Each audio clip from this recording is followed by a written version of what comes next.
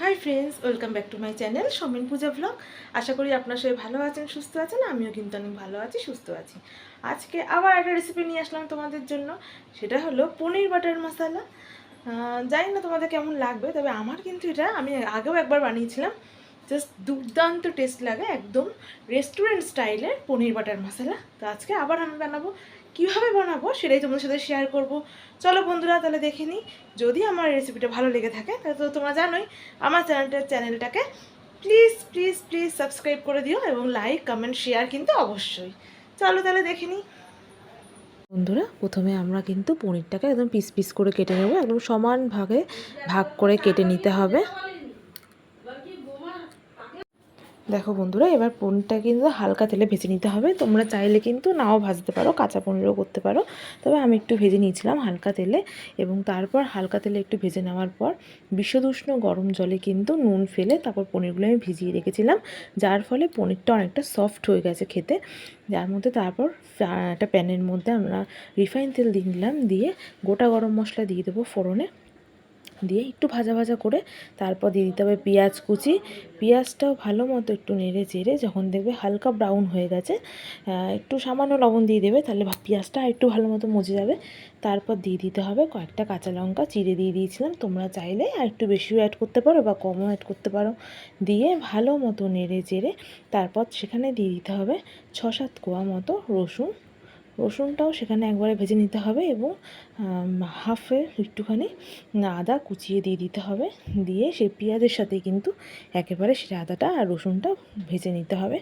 ভাজার পর সেখানে যে টমেটো কেটে রেখেছিলাম, টমেটো কিন্তু প্রায় পাকা টমেটো দিতে হবে, একদম লাল টুকটুকে, তাহলে কিন্তু খুব ভালো হবে টেস্টটা খেতে।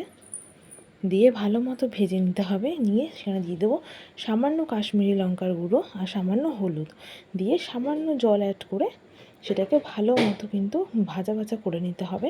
দেখতেই পাবে টমেটো কিন্তু একদম হাতা দিয়ে আমি ভেঙে ভেঙে দিচ্ছিলাম, যার ফলে টমেটোর কিন্তু পিউরিটা একদম ভালো মতো বেরিয়ে গেছে, এবং ওপর দিয়ে কয়েকটা কাজু বাদামও ছড়িয়ে দিয়েছিলাম।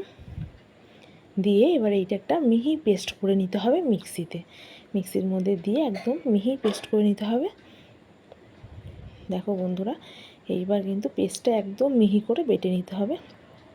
আর অপর দিকে আবার একটা কড়া চাপিয়ে দিতে হবে গ্যাসে, দিয়ে তার মধ্যে সামান্য তেল দিয়ে তার মধ্যে দিয়ে দিতে হবে হাফটা বাটার দিয়ে ভালো মতো কড়ার মধ্যে নাড়াচাড়া করে সেখানে দিয়ে দিতে হবে কুচিয়ে রাখা পেঁয়াজ কুচি, আর হচ্ছে 2 চামচ মতো জিরের গুঁড়ো তোমরা চাইলে অ্যাড করতে পারো। আর সেখানে কাশ্মীরি লঙ্কার গুঁড়ো, হলুদ গুঁড়ো দিয়ে তারপরে কেটে রাখা একটুখানি ইসেও দিয়ে দিয়েছিলাম টমেটো, তোমরা চাইলে এটা স্কিপ করতে পারো। এবার সেই যে আমরা পেস্টটা তৈরি করে রেখেছিলাম সেই পেস্টটা ভালো করে ছেঁকে নিলাম, নিয়ে সেই কষানোর মধ্যে দিয়ে দিলাম পেঁয়াজ আর টমেটোর মধ্যে সেই পেস্টটা দিয়ে তারপর দিয়ে দিলাম কাশ্মীরি লঙ্কার গুঁড়ো, দিয়ে ভালো মতো নাড়াচাড়া করে পনিরটা ও জল থেকে তুলে ছেঁকে নিয়ে ওর মধ্যে দিয়ে দিলাম।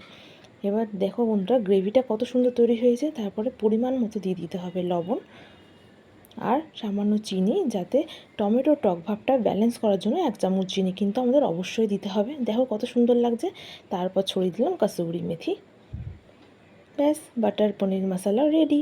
দেখো বন্ধুরা, কতটা সুন্দর লাগছে দেখতে, যেমন গ্রেভিটা তেমন পনিরগুলো। তার উপরে দিয়ে দিলাম বাটার দিয়ে নাড়াচাড়া করলে রেডি আমাদের পনির বাটার মশলা। বন্ধুরা, যদি এই রেসিপিটা ভালো লেগে থাকে তাহলে প্লিজ লাইক কমেন্ট শেয়ার এবং সাবস্ক্রাইব করতে কিন্তু একদম ভুলবে না।